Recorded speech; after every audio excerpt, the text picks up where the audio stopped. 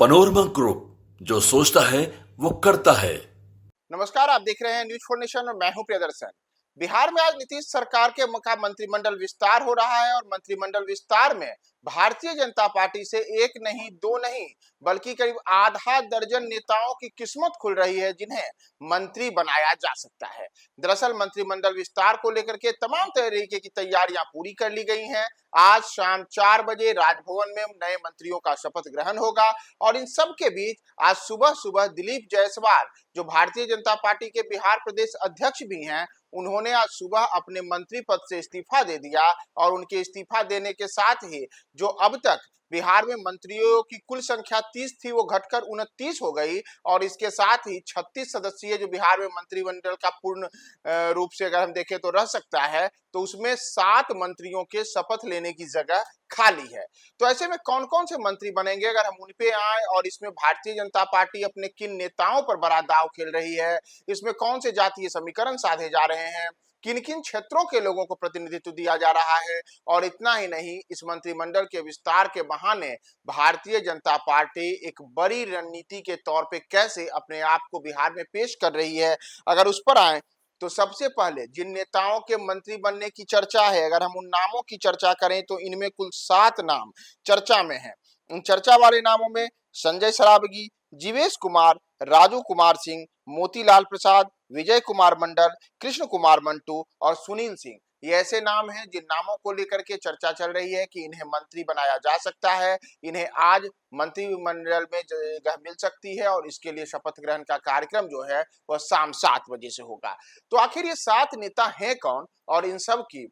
अगर हम देखें तो राजनीतिक वजूद किस प्रकार की है, तो सबसे पहले अगर हम नए मंत्री बनने वाले नेताओं के जरा सा पोर्टफोलियो को देखें कि ये कौन कौन लोग हैं, कहां से चुनाव जीतते हैं, किस जाति से आते हैं, किस क्षेत्र का प्रतिनिधित्व करते हैं और इनके मंत्री बनने से भारतीय जनता पार्टी और एनडीए को क्या फायदा होगा, तो सबसे पहले हम बात करते हैं मोतीलाल प्रसाद की, जो मौजूदा समय में सीतामढ़ी जिले से आते हैं और रीगा, जो सीतामढ़ी जिले में विधानसभा क्षेत्र है, वहां से विधानसभा का वह चुनाव जीते हैं। वैश्य समाज से आते हैं मोतीलाल प्रसाद, तो वैश्यों को एक उचित प्रतिनिधित्व देने के मकसद से मोतीलाल प्रसाद के बहाने भारतीय जनता पार्टी एक बड़ी रणनीति के तौर पर इस बार मंत्रिमंडल में उन्हें जगह दे सकती है। और जैसा मैंने आपको बताया कि यह सीतामढ़ी जिले के रीगा विधानसभा क्षेत्र से आते हैं। इसी प्रकार से एक और नाम है सिकटी के भाजपा विधायक विजय कुमार मंडल का, जो अति पिछड़ी जाति से आते हैं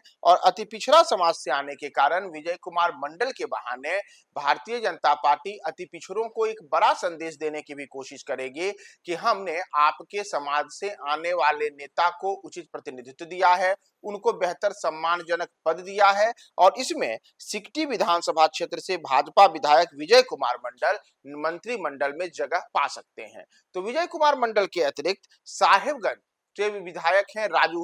राजू सिंह जो राजपूत जाति से आते हैं और इनके ऊपर अगर हम याद करें तो पिछले कुछ वर्षों में कई किस्म के विवाद भी सामने आए थे और इतना ही नहीं, राजू सिंह उस इलाके के एक दबंग नेता माने जाते हैं, राजपूत समुदाय से आते हैं। साहिबगंज विधानसभा क्षेत्र में पिछले लंबे अरसे से इनका एक मजबूत दबदबा माना जाता है और राजपूतों के बीच में अच्छी खासी पैठ राजू सिंह की मानी जाती है। तो वही राजू सिंह इस बार के मंत्रिमंडल के विस्तार में नए मंत्री के तौर पर शपथ ले सकते हैं और इससे अगरों के बीच में और खास करके राजपूतों के बीच में भाजपा एक बड़ा संदेश देने की कोशिश करेगी। अगर आप याद करें तो लोकसभा चुनाव 2024 के दौरान भारतीय जनता पार्टी और एनडीए के जिन प्रत्याशियों की चुनाव में हार हुई थी, उसमें बड़े स्तर पर बिहार के शाहाबाद और मगध के इलाकों में भाजपा के प्रत्याशी चुनाव हारे थे, जिसमें राजपूत जाति से ही आने वाले आरके सिंह की आरा संसदीय क्षेत्र में हार हुई थी। तो इसी तरीके से राजपूतों की एक बड़ी गोलबंदी का नतीजा रहा था कि बक्सर में भी इनके कैंडिडेट राजपूत बिरादरी से आने वाले सुधाकर सिंह, जो राजद के कैंडिडेट से चुनाव लड़े थे, उनसे चुनाव हार गए थे। तो इसी तरीके से काराकट लोकसभा क्षेत्र में हमने देखा था कि कैसे वहां पर भोजपुरी फिल्मों के सुपरस्टार माने जाने वाले पवन सिंह ने तब शानदार प्रदर्शन किया और भले ही वह चुनाव नहीं जीत पाए, लेकिन एनडीए समर्थक उपेंद्र कुशवाहा को चुनाव हराने में कामयाबी हासिल की थी और ये माना गया था ये तमाम चीजें राजपूतों के भाजपा के प्रति गुस्से का परिणाम रहा। तो कह सकते हैं कि राजपूतों के उसी गुस्से को पाटने की कोशिश में अब राजू सिंह को मंत्रिमंडल में जगह मिल सकती है जो राजपूत जाति से आते हैं। और इसके अतिरिक्त अगर हम अन्य विधायकों की बात करें तो अमनौर से भाजपा विधायक है कृष्ण कुमार मंटू। कृष्ण कुमार मंटू अमनौर से भारतीय जनता पार्टी के एक लंबे अरसे से एक ऐसे चेहरे के तौर पे रहे हैं जहां पर कि इनका एक मजबूत इनकी पैठ रही है और भाजपा को अमनौर के इलाके में काफी प्रभावशाली तरीके से आगे बढ़ाने में अहम भूमिका रही है। तो इन्हीं कृष्ण कुमार मंटू को भारतीय जनता पार्टी इस बार मंत्रिमंडल में जगह दे सकती है। इसके अतिरिक्त एक अन्य महत्वपूर्ण नाम है जीवेश मिश्रा का। जीवेश मिश्रा जो भूमिहार जाति से आते हैं और इसके पहले भी वह मंत्री रह चुके हैं, लेकिन हालिया समय में देखने को मिला था कि जब पिछली बार नीतीश सरकार बिहार में आई तो उस दौरान उन्हें मंत्रिमंडल में जगह नहीं मिली और इसे माना गया कि भूमिहारों को लेकर के इससे एक बड़ी नाराजगी भी रही कि भूमिहारों को उचित प्रतिनिधित्व भारतीय जनता पार्टी ने नहीं दिया। हालांकि इन तमाम चीजों के बीच अब जो बातें सामने आई हैं उसमें जाले विधानसभा क्षेत्र से भाजपा विधायक जीवेश मिश्रा एक बार फिर से मंत्री बन सकते हैं और जीवेश मिश्रा को मंत्री बनाने को लेकर के तमाम तरीके की तैयारियां पूरी कर ली गई हैं। ये बातें सामने आई हैं कि जीवेश मिश्रा आज शाम 4 बजे मंत्रिमंडल में शामिल होने वाले नेताओं में शामिल है। इसी तरीके से भारतीय जनता पार्टी के एक बड़े नेता हैं संजय सरावगी। संजय सरावगी जो मारवाड़ी समुदाय से आते हैं और दरभंगा विधानसभा क्षेत्र में इनका एक मजबूत पकड़ मानी जाती है संजय सरावगी की। साथ ही साथ भारतीय जनता पार्टी को अलग अलग अवसरों पर भाजपा को बिहार में विस्तार देने की बात हो, भाजपा के लिए बेहतर तरीके से जमीन पर संगठन को मजबूत देने की बातें हो, इन तमाम चीजों में संजय सरावगी की बड़ी अहम भूमिका रही है। और बिहार का जो कह सकते हैं कि जो